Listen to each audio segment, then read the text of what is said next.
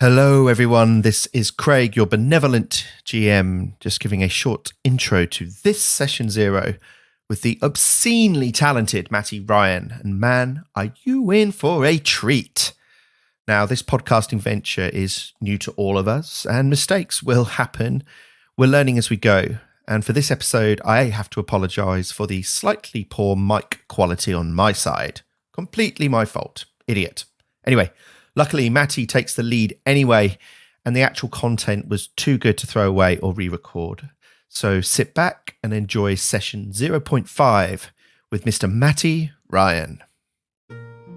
Hello, everybody. We are back for a session 0.5 with the next player from Stolen Fate. Hopefully, you've all listened to the first part with Chris, who will be playing Malachi Bordello, our human psychic bard. You don't have to listen to him in order, of course, but there will be some probably chronology issues if you don't. But with me this afternoon, I have the second player. He is a very good friend, but he is also my brother. Welcome to the show, Matti Ryan. Woo! Hello. Nice to be here. Matti, how are you? I'm very well, thank you. How are you? I'm good. Thank you for asking. We are obviously whipping through the preparation for Stolen Fate.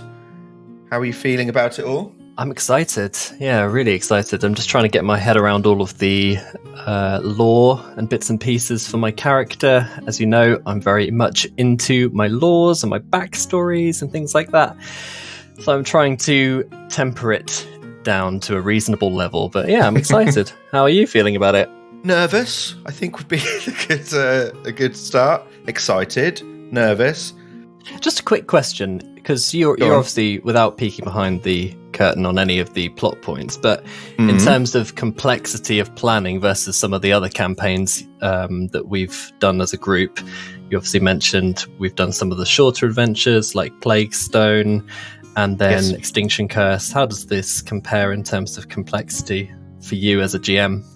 So having run nearly over half of the 6 bookers, nearly all of the 3 booker, with Abomination Vaults we got to the start of book 3, the main issue is creating, I think, the narrative thread that runs throughout the whole 3 books. And nothing against Paizo, but I think each book is often written by a different writer. So there's always a slightly different style. They have an overarching theme that they need to adhere to, and there are certain story beats that they need to hit.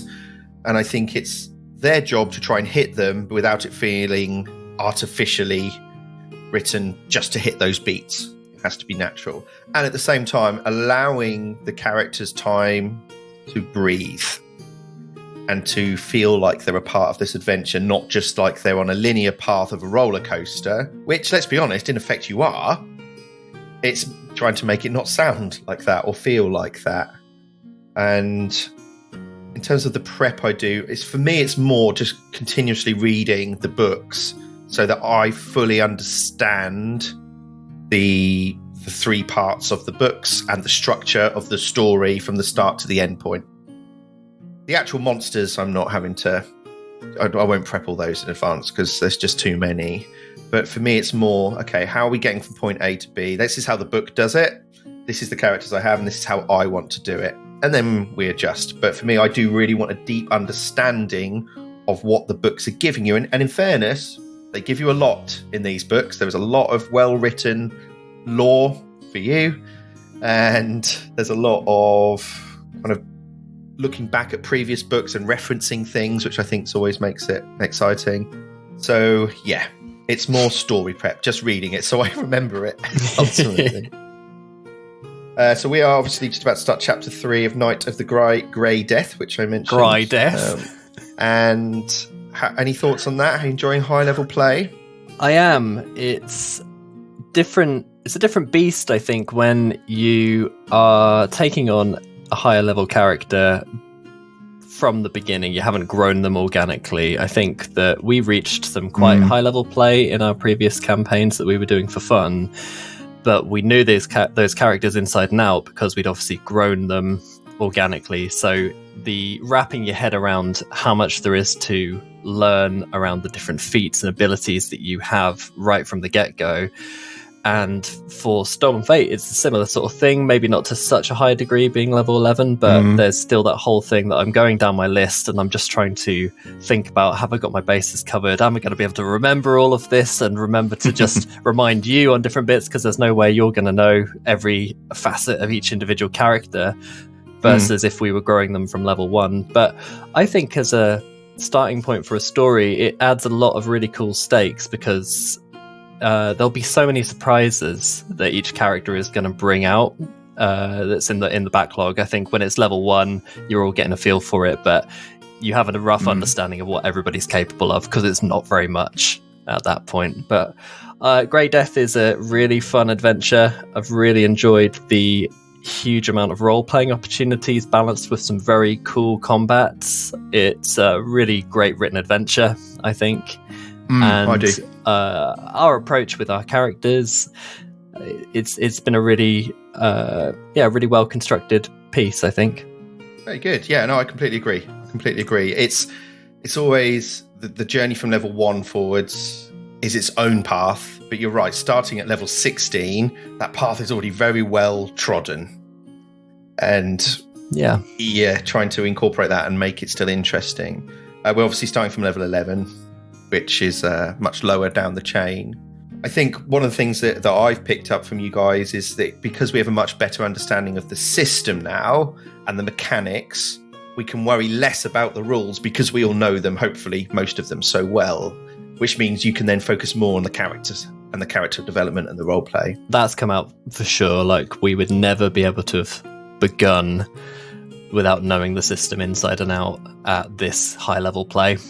It would have just been a complete turn-off, I think. But now that we're so familiar, it's only really those juicy rule cases where perhaps Paizo, in all its infinite wisdom, hasn't added complete clarity around a specific rule. And so we're having at the table to make a decision that is both fair and also feels appropriate for the situation and setting.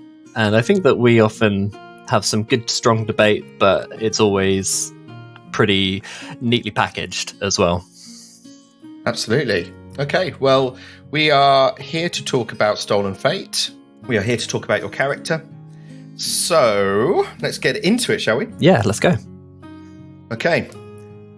Top level, as we did with Chris. Top level, who have we got? What are we dealing with? So, my character's name is Aeron Spokepoint, and he's Aeron. You can call Aeron, but Aeron. Aeron of House Spokepoint, known as Aeron the Ashen. He is a young man. I think I had in young man. Oh, young man. I had envisioned him as kind of like a late teen originally. I've just come fresh off reading the Wizard of Earthsea books, and I had in mind a similar kind of character as Ged, the main character in those stories, and evolving that and putting my own spin on it using some of the Pathfinder lore. I think that after we spoke about it, I wanted to age him up a tiny bit, just so there was a little bit more worldly experience and it would be a bit more appropriate for the setting of where we're putting the show. So the basis of his class is he's a sorcerer.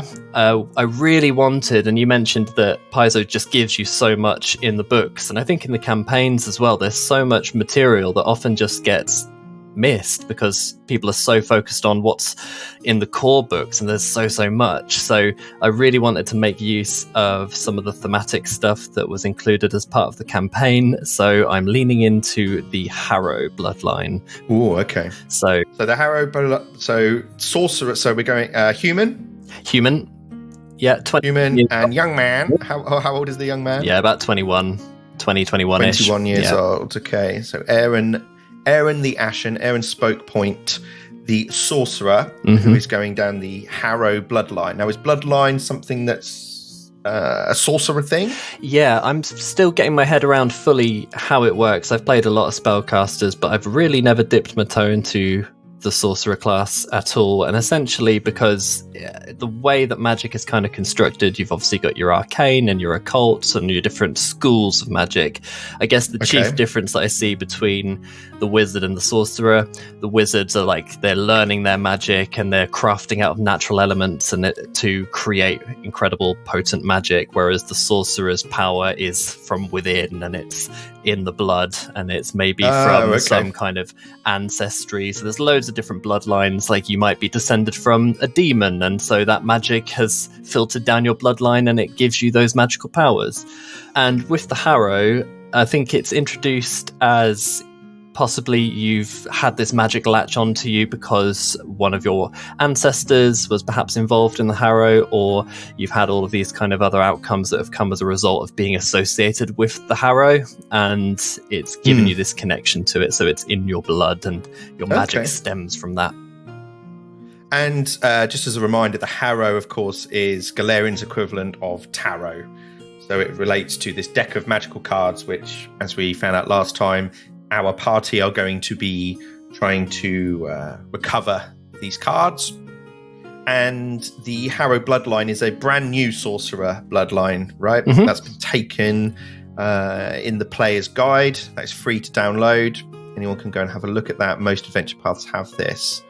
And what is there any kind of key differences you can highlight for us between, say, the Harrow bloodline and what another, say, core rulebook bloodline would be? Yeah, there's so many, and they're all very thematic. So the Harrow was another one I've really been looking at quite in depth for the spells that it gives you, because your bloodline determines the kind of spells that you're prioritized in your repertoire. And normally a lot of my spellcasters have been built around healing and also destructive magic, trying to be as kind of effective on the battlefield and adding to that. And the Harrow bloodline gives me access to spells that I typically wouldn't think to choose myself ordinarily, and they're quite because they lean into role play. And I think when you don't know exactly what you're gearing up for in an adventure, you don't want to invest in a spell that's going to help you determine the future or something like that, or scrying or stuff like that, because you're not sure whether it's ever actually going to come into useful play. But because this is built for the adventure, I have it on relatively good authority that they've included these spells in this bloodline because they're going to be sensible. So if they're not, then that will be a big surprise. But so you can build, obviously, a sorcerer who's more around destruction and that kind of thing. Aeron's magic, being of the Harrow bloodline, is more around boosting allies and debuffing enemies, seeing the future, that kind of thing. So it really leans into the role play, which is where I'm definitely more passionate about that. I'm not a min-maxer in terms of character efficiency on the battlefield, is it? Yeah, if you want to hear about min-maxing, tune into the next two Session Zeros with Jason and Kimbo. I joke, kinda. All right, so that's your class. So we've got a human, 21-year-old-ish sorcerer. Yes, gone down the Harrow bloodline. You want to give a brief description of what they look like, or maybe just a little talk about them as a character? Where do they come from? How have they become a sorcerer? Yeah, sure. So I'll keep some things back, but just to be revealed about the story. But what you need to know, what will come out quite early, is that in terms of appearance, Aeron is quite pale-skinned, silver-eyed, wisps of silvery white hair, and the setting I put for where he is originating from is from the mountains of the lands of the Lenorm kings. So this is quite a rough tundra, magically occult lands. Like Baba Yaga had previously conquered this land, so it seemed like a quite thematic setting for this kind of occult place.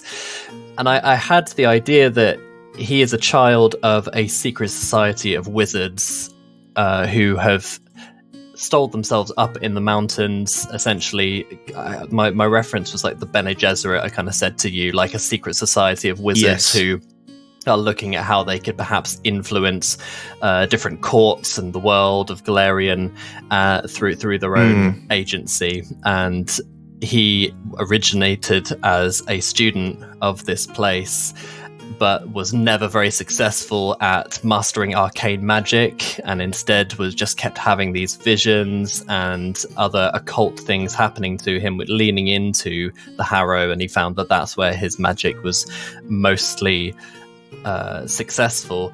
One thing about him, and I don't know if you want to go into this too much because it might get revealed as we begin, but his visible appearance, he is incredibly burned along a lot of his body and climbing up his neck and onto parts of his face from something that happened, quite a formative experience that just kind of shaped his backstory, which I'm sure will come out as we go on. Do we know then if Aeron was born within this cabal of wizards or magic users, or is that something that's going to be? I think it will come out quite early, so I feel comfortable kind of talking about that. Is this cabal of wizards? So his father was actually the archmage of this group, and so he was born into this society. It was very insular. So even though they're in the lands of the Lenorm kings, they have no affiliation with any of the politics or dealings that are going on there. Instead, they are just a secluded group there to practice their magic and kind of oversee their plans, whether they are for good or ill. Very cool. Okay, that sounds pretty awesome. Is he a sort of general overview of his character? Is he friendly? Is he reserved? Is he so I think Joker? I think that he is I've thought of him as being fiercely passionate. Obviously that he's had clearly some trauma in his past due to the injuries that he's sustained and other losses, but I think generally despite that, the power of magic, and I think especially with the Harrow being all about fate and seeing different versions of the future, and there's certain spells in his bloodline that really lean into that, and being able to kind of alter the best version of the future, is that it's given him much more of an optimistic, positive outlook. And so he isn't shaped by those negative experiences to be dour and to be kind of a bit of a misery, because one, I don't think that that's always the most super fun thing to play, and also it can be a bit repetitive to listen to. And I think that we're leaning into the idea that this group are going to be mostly heroes, right? They're more on the side of good than they are neutral, I would say. And certainly that's where he would sit, as he's a good character. He wants to right wrongs and set right the mistakes that maybe he feels he's made in the past, and use his magic for good where he can. Which is quite a lot probably for a 21-year-old to have had to endure already. Yeah, I think so. And again, this is where my inspirations around Earthsea really came in, because of like the sheer rigorous training and lifestyle of being in this monastery of wizards, what that must have been like, how strict that must have been. And so the maturity that he displays is a sort of wisdom beyond his years, I would say. Okay. But I think that's where his character flaws will certainly come in, is that he is young and there is a certain amount of life inexperience. So he perhaps has great mastery around certain things that others will never have seen, but he will also be lacking in a lot of other areas, which I think will make some cool roleplay situations. I do look forward to how 21-year-old traumatized child born with a group of mages will react to a Kurt Cobain. Kurt Cobain. Kurt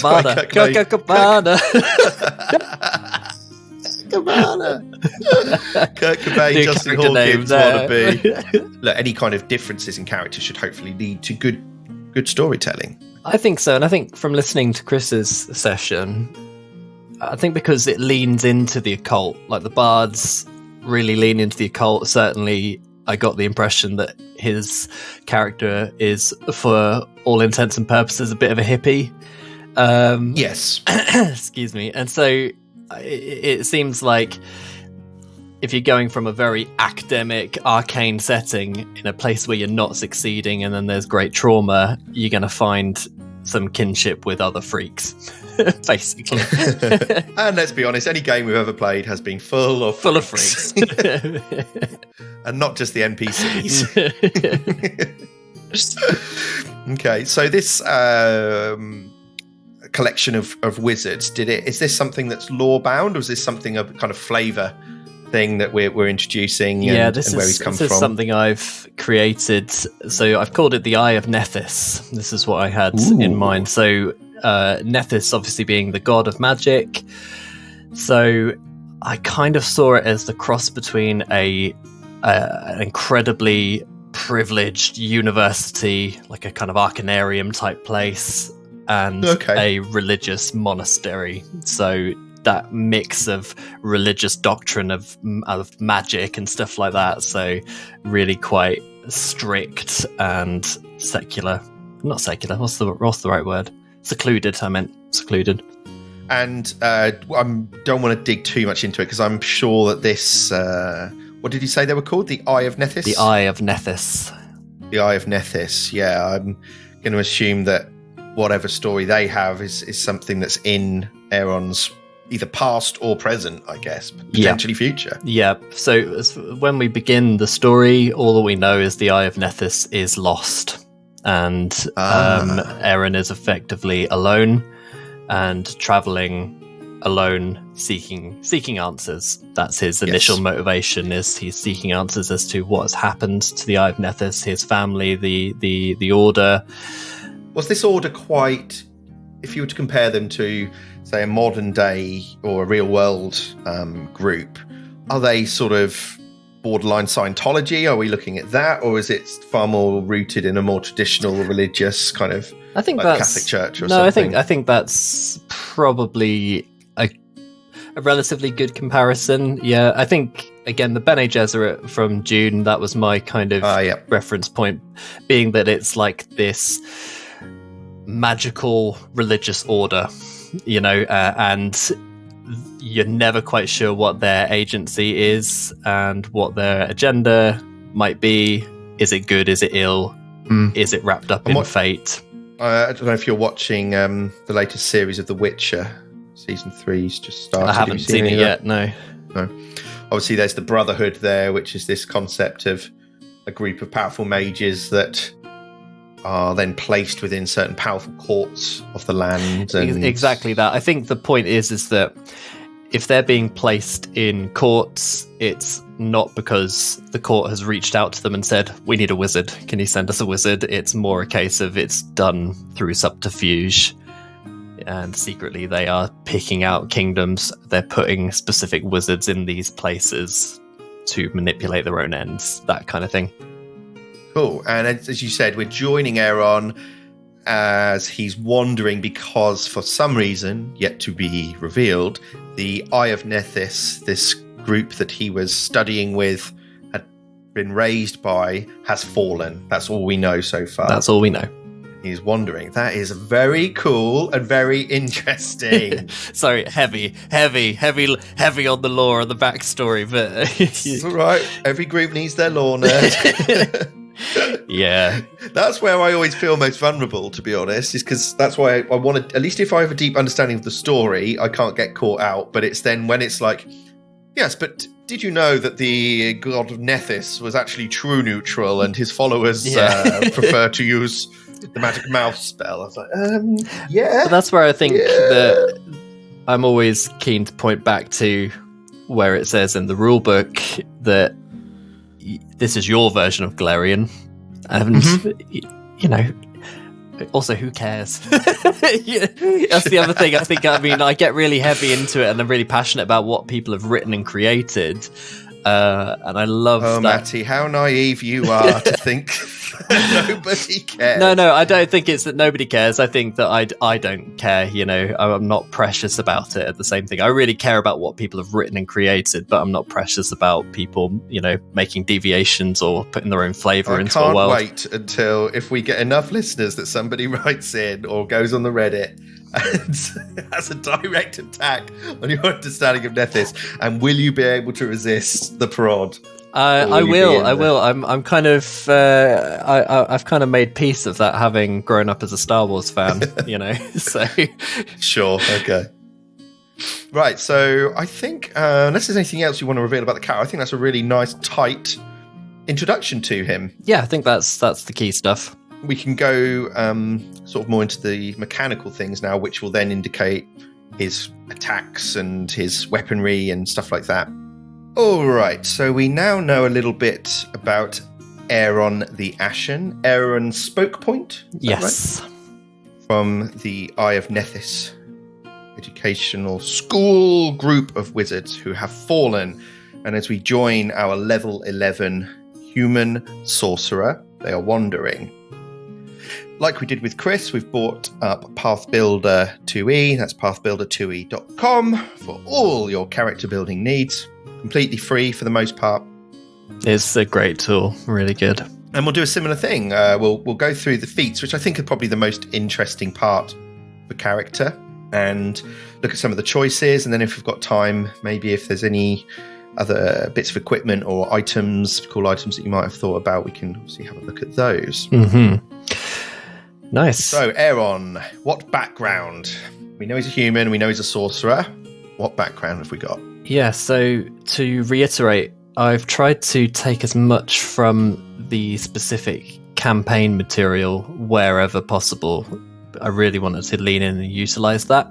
And again, I will preface by saying that I'm not a min-maxer and build entirely around the theme of the character. So for my background, I have chosen the Crown of Chaos background, which is one of the ones from the Stolen Fate campaign. Okay. So, Matti, just sorry that with these being in the player's guide, which obviously has only been out probably 4 months now. The last book only came out a couple of weeks ago. These are already in Path Builder. They are indeed. Yeah, I was really pleased. There, the everything's there. Yeah, everything's there. Wow. These guys are really quick off the mark, and it seems like everything works perfectly. So, yeah, they are amazing. Lifesavers, really. And I think the same actually applies to Foundry, which we'll be using. I think the only thing to say on that is I have the paid version of Path Builder, which I think you might need to get the specific campaign stuff. So again, it's like a one-off fee, but it's... I think it's £2 or £3. Yeah, it's nothing. Is it? Yeah, it's really cheap. Something like it's that, really $4 or cheap, $5. and it's worth it if you are playing a lot of campaigns and you want to lean into that material rather than just using the base core stuff. I think that's that. Gotta love the community. Okay, sorry to interrupt. So your background is Crown of Chaos, which is a brand new background that has been taken specifically from the Stolen Fate Player's Guide. Yeah, absolutely. And a lot of these backgrounds lean into the suits of the Harrow deck, and this one is affiliated with the suit of crowns. It's to be like your tarot decks, the wands or batons or coins kind of suit decks. Yeah, so we haven't obviously touched too much on the Harrow deck stuff itself. That will definitely play out more in the main pod, but unlike a normal deck of cards, there are, I believe, 6 suits. Yes, in a Harrow that's deck. right. And I think if it's not revealing anything, but we all begin with a Harrow card as well, yes, don't do. we? And so when me and the other guys have been talking about which cards we want to start with, my card is also one of the suit of crowns. So it seemed appropriate to kind of go with that because they paired up there. The idea behind this, I'll just read a bit from the description. It says your life was one of tumult and mayhem, but you don't see this as a bad thing. Perhaps you lived life on the road, you've been traveling, maybe on a pilgrimage or with a group of explorers, or you've been forced to grow up in a region where your society has collapsed. So obviously that seems quite thematic and appropriate for what I've built into the backstory. So that was actually coincidental. So that fitted quite nicely. This gives me 2 ability boosts, 1 to charisma, which as a sorcerer is my key skill, and 1 is a free ability boost. And I also gain the Charming Liar skill feat. I think this is always quite a common thing in my characters, is going into the deception and the communication routes. I really like those parts and building characters around that. This also gives me a free action fortune effect called Chaotic Destiny. So the trigger is if I fail a saving throw during combat, then the chaos intervenes on my behalf at the last instant. As I fail the saving roll, I get to draw a Harrow card and re-roll the saving throw. So Okay. yeah, this kind of fits well because if I draw a card from the suit of crowns, I can improve the result by 1 degree. Interesting. Now, that's something I'll need to look at because, as I think I might have mentioned last time, but there is Harrow decks are available. There's all different types of them. I think the cards are generally the same, but you can have multiple decks, multiple Harrow readers. So it'd be interesting to know whether you need to have a deck of Harrow cards in order to run that ability. Yeah, with this, I don't think it says it on every single one, but there's certainly one of my Harrow spells, I think, that basically says you draw from the Harrow deck, and if you don't have a Harrow deck, then you can make one magically appear as part of the action of this spell. So I think that reading that literally, I would probably assume I need a Harrow deck, which I don't know if I can start with a basic Harrow deck or we'll get into gear maybe later, but yeah, I think I'm pretty sure you can though. I'm pretty sure that a Harrow deck is an item you can just buy and have. Yeah, I think so. I think there's different types, but obviously I wouldn't Google it too much because you might end up in the I think we'll approach that carefully, cautiously. Together. So that's my background, Crown of Chaos. Interesting. Okay, so this is going back to level 1. Obviously, you are only 21 years old as a character, but so level 1 is probably going to be when he first starts his training. Yeah. So I've tried to be as linear as possible, so kind of matching it up with his youth of being trained in arcane magic and things like that, and living in this monastery. I have kind of moved the feats around because I've taken like level 1 feats later on, so the same sort of thing, but not necessarily in the right order.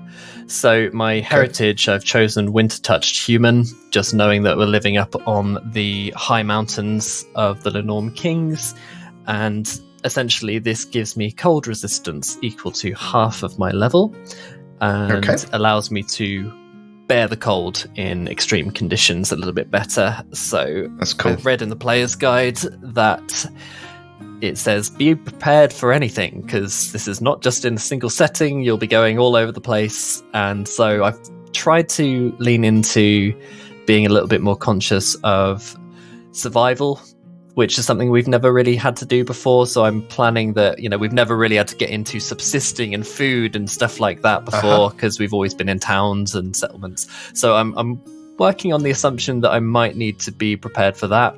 Not sure if that will come into it, but yeah, so he's naturally a survivor with the winter touch human. And my ancestry feat, I chose haughty obstinacy, which gives me my powerful ego, makes it harder for others to order me around. My thinking on this was that being the son of the Archmage and growing up in a closed off society, it probably gave him a big ego at an early age, which he's probably had a bit more of a reality check since everything he's been through. So, but that kind of confidence is still there. So this gives me bonuses if people try to do a mental effect or intimidate me. Cool.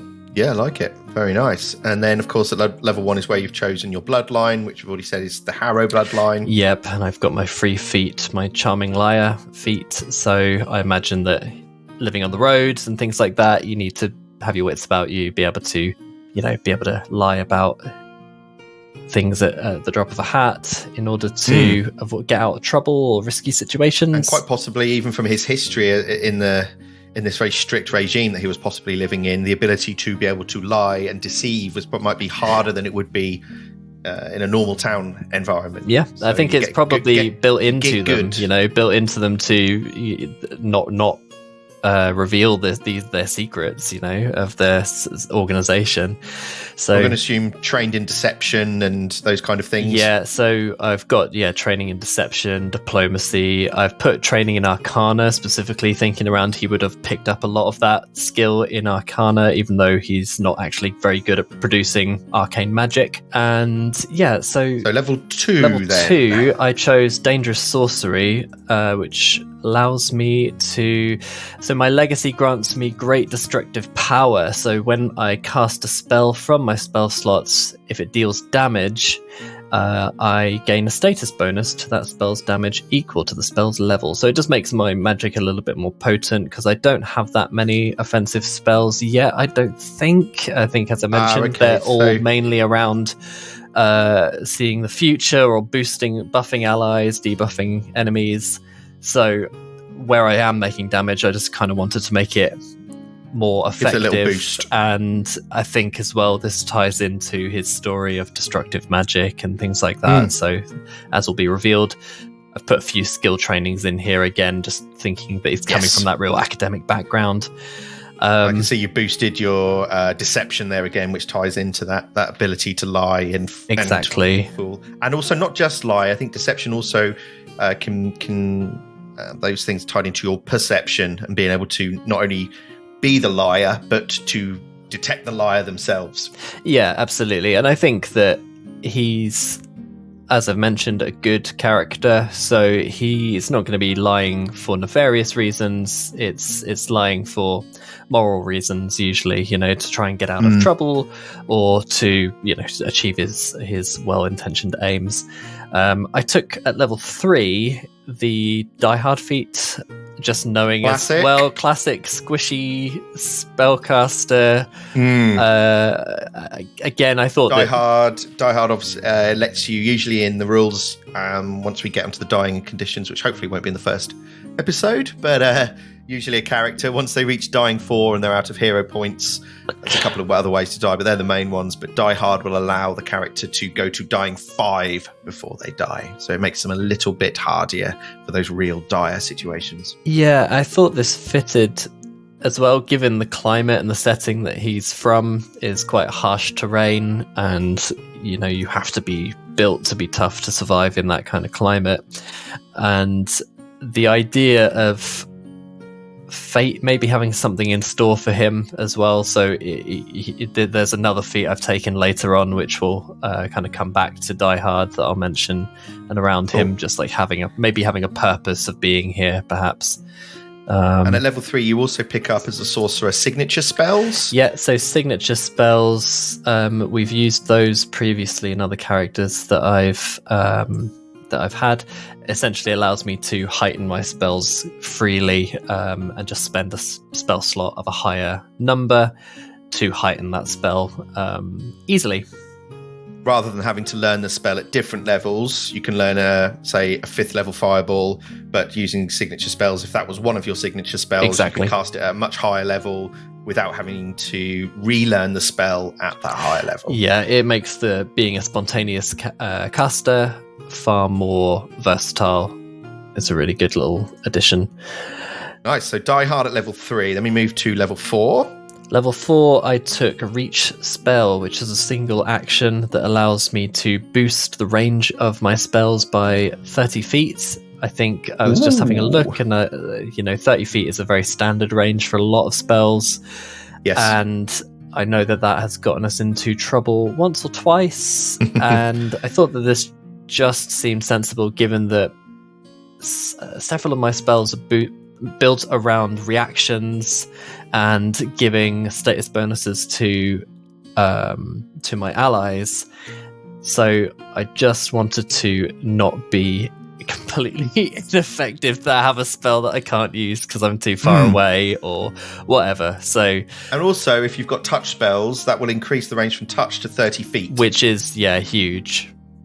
Yes. Really, really big. Yeah, a lot of early spells certainly have touch as their range, meaning you have to be in an adjacent square. Obviously, you can spend an extra action now and do that from 30 feet away. Very cool. Yep. I also took skill training in athletics, just because, again, I thought that it's incredibly useful skill to have for any campaign, but particularly that the harsh setting of the Eye of Nethys, I imagined that all of the students would be forced to do chores to maintain the monastery. So, going down from the mountain to get supplies and things like that. So there's like that kind of really rigorous lifestyle that you have to adopt, in addition to being really academic and just not just being your wizard in your robes in your high tower reading your books. You are, like a monk, and not just some entitled sort of prince either. Yeah. Who maybe just only has to do their magic lessons. You're the guys out there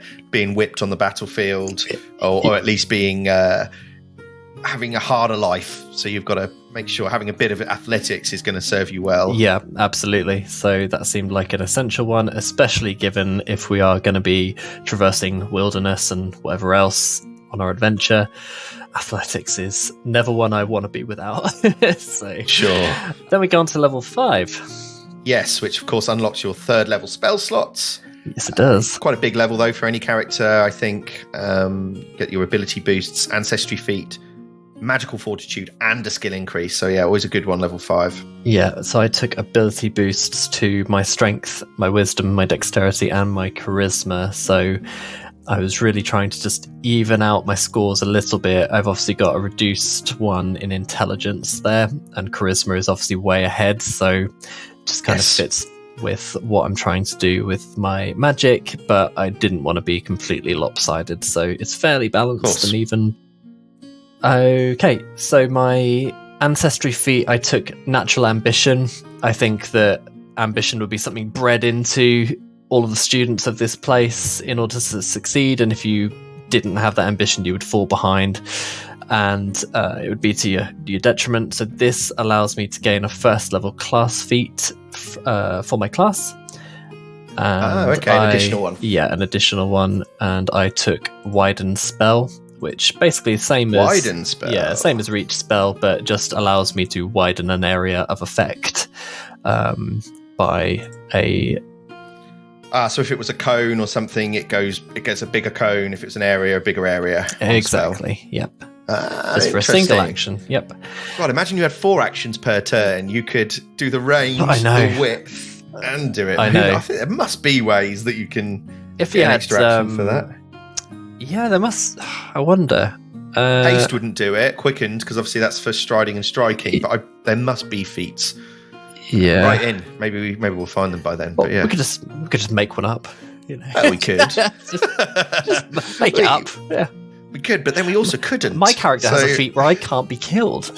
I was just listening to another podcast and they were doing it, just saying, yeah, my character's adverse to any kind of adversity. So that's my kind of trigger point, is if my character starts taking damage, I'm out, basically.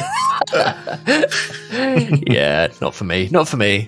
Okay, magical fortitude, that's just a boost on your fort saves, I think, right? Yeah, they increased to expert at level 5. Level 6, cool. I get another class feat. I chose Advanced Bloodline. So again, I had a flick through all of the options, and there's quite a lot of different ones, but I just really wanted to stick to what was in the campaign, just to make use of these, because these Harrow Bloodline spells are unique to the campaign. So if I don't take this feat, I don't get them, and it just gives me access to.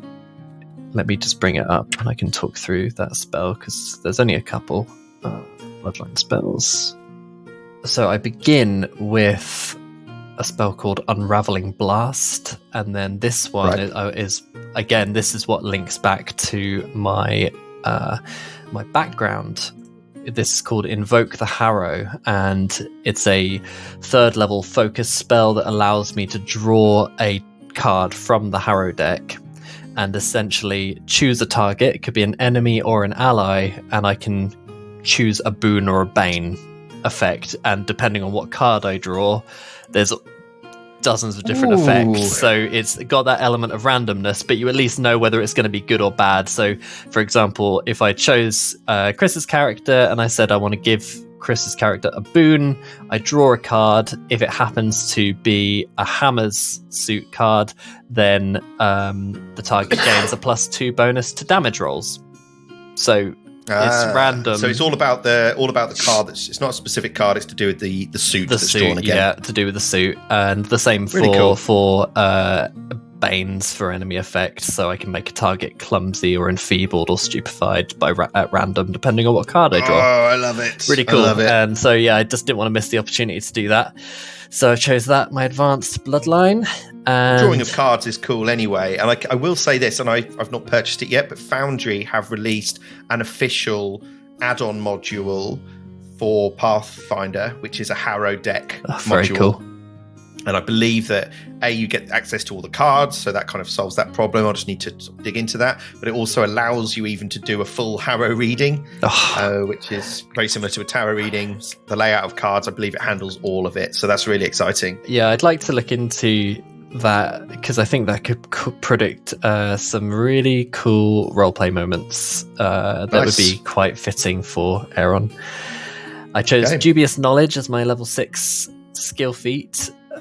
This essentially, I'm imagining that where he wasn't succeeding in the arcane studies but found he had a real affinity for the occult, he was delving into the restricted section of the library, gaining all sorts of different sources of information. But obviously, as I mentioned, he is only 21, he's young and inexperienced, hasn't perhaps got a fully rounded knowledge about everything he knows. And essentially this allows me, if I fail a recall knowledge check, I learn a bit of true knowledge and a bit of erroneous knowledge, but I don't know which is which.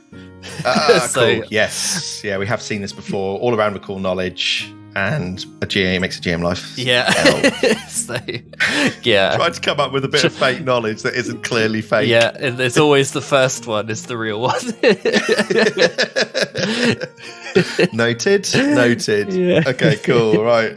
Let's keep going. Level 7. Level 7, I got a skill increase. I boosted my stealth. We'll leave the skill increases for now. Let's focus on those juicy feats. My general feat, I took Numb to Death. This is a level 7 feat.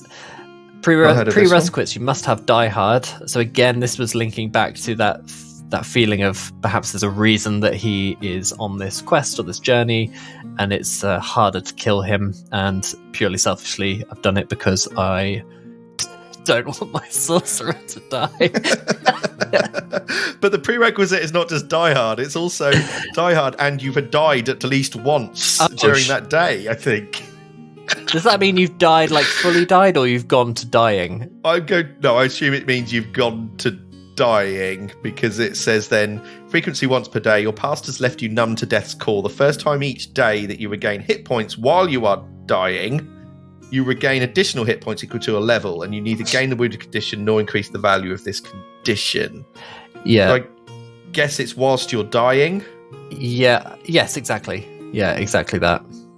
So yeah, the first time you get healed whilst dying, you regain additional points equal to your level, and you neither gain the wounded condition nor increase the value if you already have it. Cool. Okay, so it's like a little boost on the old on a heal from unconscious. Yeah, and if we have any rules lawyers who say that I have to have died at least once, then he's died. He's died in the past. We'll say that. So yeah, I think that was just a really helpful one to have. Cool. I gain expert spellcaster at level 7 as well, so my proficiency ranks basically go up for all the numbers stuff and spell DCs, so just makes me more efficient. Nice. Level 8, I chose cantrip expansion, just knowing that the spells on my list, as I said, are more for boosting stuff. I haven't really got that much damage output, so I wanted to choose a few cantrips that would maybe support on that. So yeah, I've got my cantrip expansion, and then I also ultimately just gives you 2 new cantrips. Right? Yeah, you have access to 5, but you get 2 per day. Exactly. Add 2 additional cantrips to your repertoire. Yep, that's right. Cool.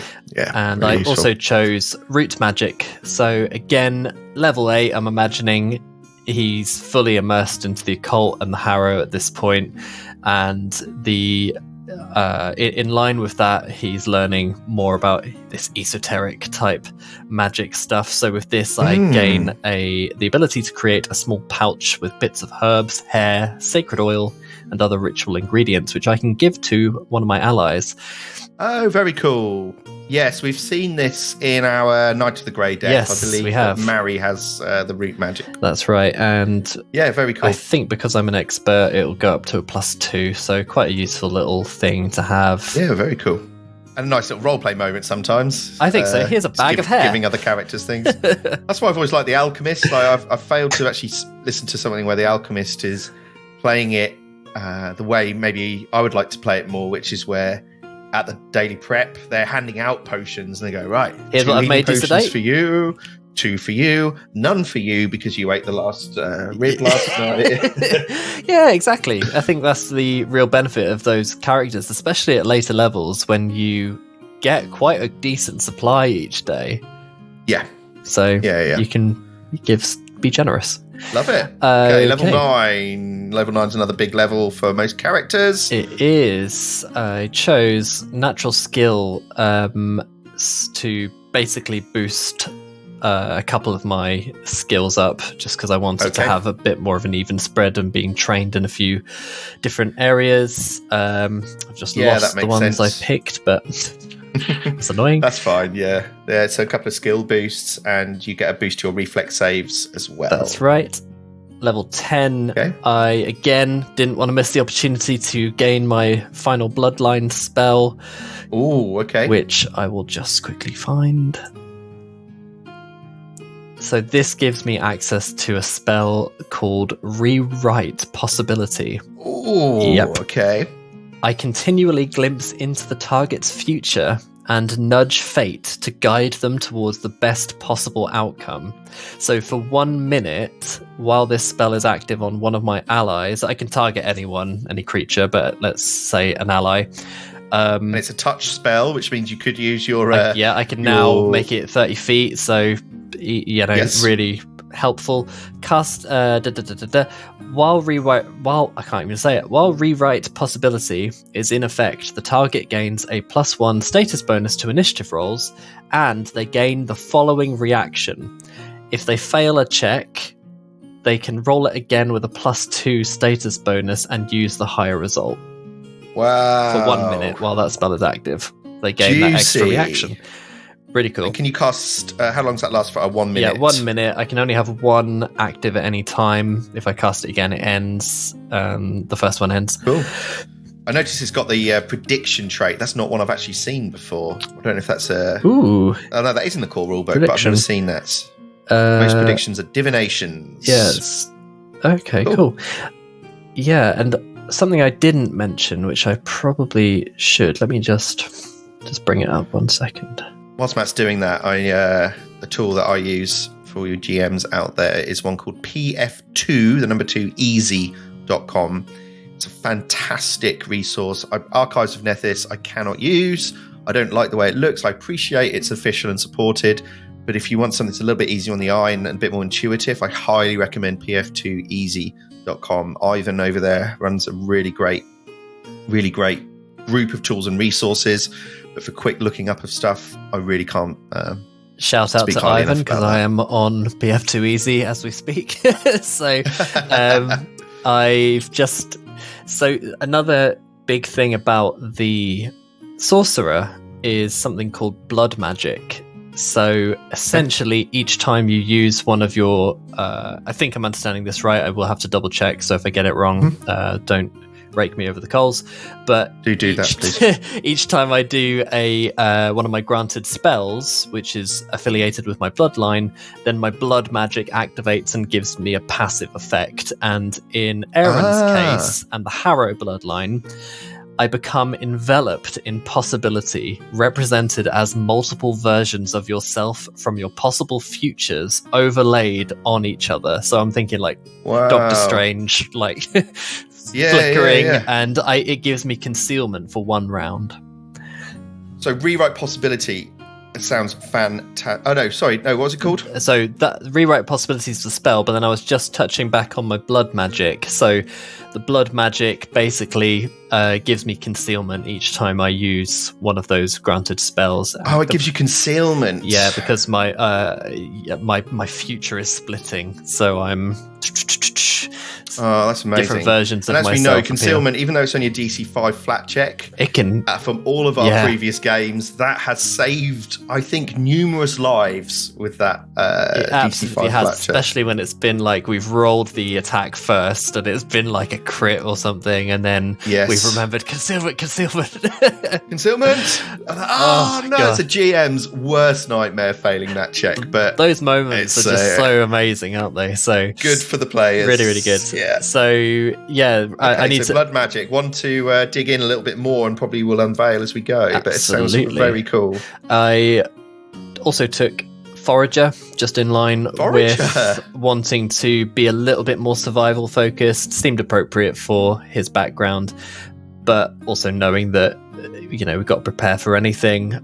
I'm not sure if subsistence is going to come into the adventure, but I don't want to leave it to chance, and I want to at least be able to be prepared for it, and adopting to any climates and going from there. So there we go. It's certainly not something we've touched upon in our games too much. I know some groups really like to get into the subsistence part, mainly because, as you say, we've been in towns. We've not actually been traveling through the wilderness for days or weeks on end. Even when we've done those long boat journeys, the boat is going to be laden with food and drink and stuff, right? Exactly. But yeah. I would say a small, tiny peekette behind the curtain is that there will be at least some elements of survival and subsistence going on. So cool. Yeah, we won't let these feats go to waste. Cool. And finally, for level 11, I took toughness again. I think that I just needed to boost my little squishy spellcaster up a tiny bit. Seeing a theme here. I want to have a cool character, but I don't want him to die. So yeah, I think it all fits with his story, though. I think that by level 11, obviously the Eye of Nethys will have fallen, and he'd be out living essentially on the road, and that's really, and he's young as well, he's young, he's full of energy, so and especially given the burns that he's experienced all over his body, I just imagine that kind of robustness after going through that experience that he's developed out of that, he's now got this, if he's survived that, he can survive pretty much anything. And I think that ties in well. He's got the protection from the cold from where he's been living. He's got some points in athletics, and so the toughness absolutely makes sense. It's not just like I want more hit points, and so I'm putting that feat. There is method behind the choice there, which I really do appreciate. Yep. And I also gain alertness, and I gain alertness at level 11, so just my perception goes up to expert again. Seems quite appropriate, being always on the lookout on the road, and simple weapon expertise, not as relevant for me, but yeah, I've got that. So I just did a quick count on the core rulebook table, and I think I'm roughly right. You, as a level 11 sorcerer, will have access to around 30 spells per day. I think you might be right. Yeah, I think Sorcerer's got definitely the most. There's a lot, especially with your expanded cantrips and your bloodline stuff, and yeah, that's good, because ultimately I'm guessing during combat, are you wielding any kind of weaponry? I know you've got some points in athletics, but it's probably not going to be your forte. Yeah, I am quite keen to see if I can. I need to sort gear still, so I think that what I'd like to do is see if I can substantiate the damage output with something like a staff, so I can even boost my magic through a magical staff that I can use as a melee weapon if I need it. But classic sorcerer item, really, isn't it? Yeah, staff. Exactly. And I think I think there's some cool things to look at, creating your own stuff out as well, which I think might be something I'd like to investigate a bit more in the future. But yeah, that's where I see it at the moment. Fantastic. All right, Matti. Well, look, thank you so much for taking us through Aeron the Ashen, Aeron Spokepoint. Mm-hmm. I cannot wait to meet him. He sounds absolutely fantastic, interesting. There's plenty of backstory there for us to dig out, and I genuinely looks like a well thought out character as well. So thank you very much. Yeah, super excited to get started. Brilliant. Okay, well, unless you've got anything else, my man, I'm going to leave it there. No, I'm all good. Just good luck with the preparation, I suppose. You've got the hard job. Anyway, we'll get there. So, yeah, once again, thank you to Matti for that. And join us next time when we will do our third character build with either Jason or Kimone, where I'm hoping, now that we have a sorcerer not putting out much damage and a bard putting out little bits of damage, we might find a character who can actually put out some damage. But as I say, if you want a min-max lesson, tune in for the next one. Matti, thank you very much. Thanks so much. See you soon. We'll see you soon. Thanks, mate. Cheers.